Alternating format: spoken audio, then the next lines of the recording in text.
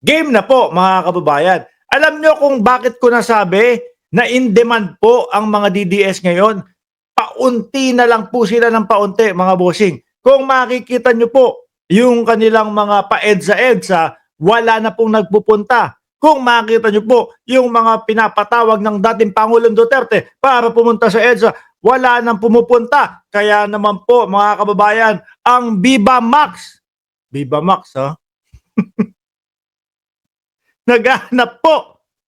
Eh, nung nakita ko yung hinahanap nung Viva Max, ewan ko kung totoong Viva Max talaga to. Oh, no? Ang Viva Max, may hinahanap. At ang nakita ko po at ang unang sumagi sa isip ko kung sino po ang lalapat para po dito sa hinahanap ng Viva Max, mga bossing. Ayan eh, Viva Max, ano? Eh, ang mga DDS po, ano po ba yung hinahanap? Nako, karakter po siguro. Karakter po siguro mga kababayan.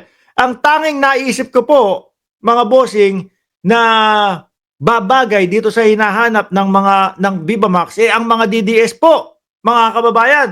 Ayan po, sila po ay naghahanap ng tanga. Sira ulo ka, Mark. Hindi ko sigurado kung Viva Max talaga to. Baka mamaya gawa-gawa lang. Pero, mga DDS, huy, gumising kayo dyan.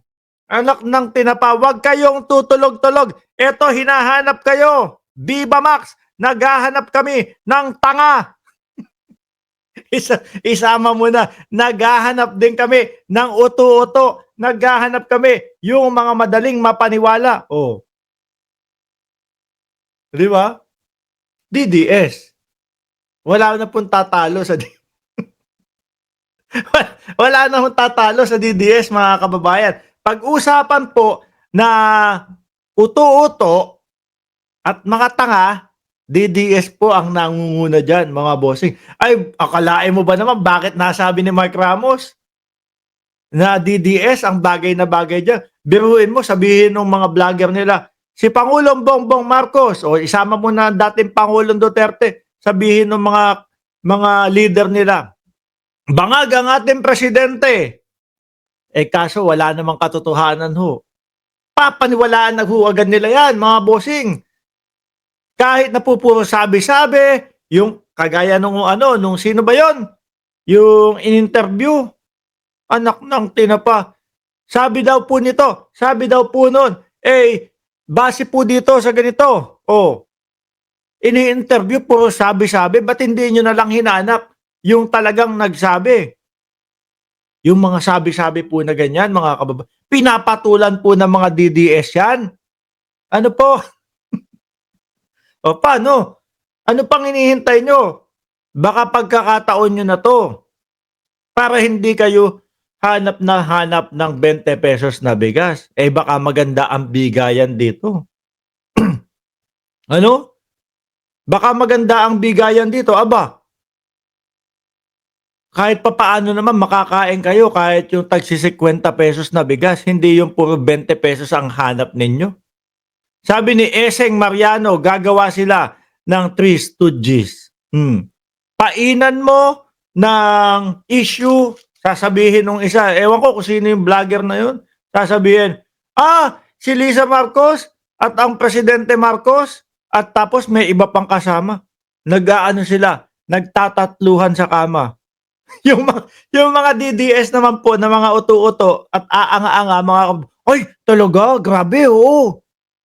Sabihan mo na merong USB at itong USB na to ang makakapagpabagsak sa Pangulong Bongbong Marcos, maniniwala agad. Pero yung USB, next year pa ilalabas. Mga hindi marunong umintindi itong mga to, mga kababayan. Hindi alam nila na pinaglalaroan na po sila nung kanilang mga vlogger at nung kanilang mga leader dyan sa DDS, ano? Meron bang ganun, mga bossing? Meron ganun na sasabihin, atat na po kaming mapabagsak si Pangulong Bongbong Marcos sa kanyang sa kanyang pwesto.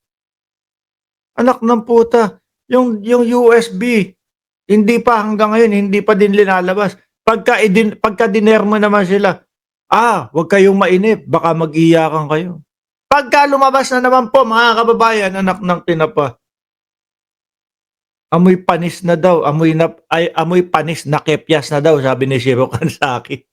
O di ho ba? Tinatanga lang ho sila. Kaya mga DDS, ano pang hinihintay nyo? Huwag kayong tatanga-tanga pa dyan. Huwag kayong tutunga-tunga nga pa dyan. Puntahan nyo na to. Kayo ang hinahanap dito at panigurado. Fit na fit kayo dito sa hinahanap ng Viva Max.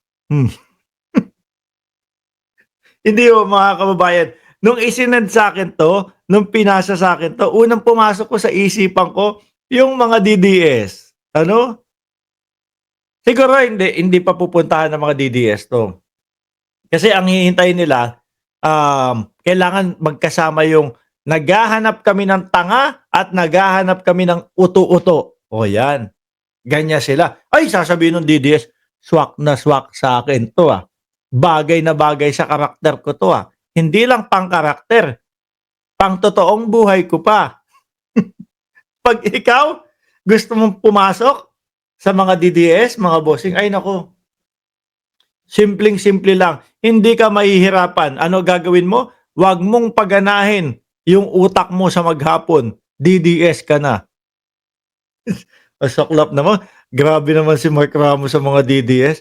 Totoo naman ho mga kababayan, napaka-gullible niyang mga yan Napakadali hong mga papaniwalain.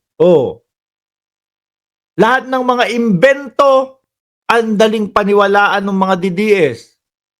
Di ba? Ilang beses nang sumablay yung mga leader nila sa mga ebidensyang ipapakita, wala pa din patuloy lang ang pagkauto-uto ng mga hinayupak. Di ba? Biruin mo meron sa kanilang ipinakita, Martin Romualdez, nasa lamesa, may kausap na mga congressman. Meron limpak-limpak na salapi, nakaganon si Martin Romualdez. Kitang-kita na edit. Aba, papaniwalaan. Ano pa? Meron pa, di ba? Yung isa, yung sinasabi ni Maharlika, bagbag daw na pera. Bagbag daw na pera ang pinamumudmod sa mga congressman. Yung isa naman, si Lord, bulto-bulto daw na pera. Puro ganun yung mga nila. Yung kanilang mga pinagsasasabi. Ito namang mga DDS. Naku, grabe kayo. Nagpapabayad pala kayong mga congressman, Di ba? Sabi ni Champ Olev, si Pagdanganan at Benitez, hindi na nga congressman ang mga yan. Nilalagyan daw yung mga congressman. Lahat ho nang nagsabi na binayaran ng 150 million yung mga congressman. Lahat po sila merong salitang daw. Tapos, yung mga DDS naman ay uto-uto daw. Hindi. Ako naniniwala ko uto-uto talaga yan.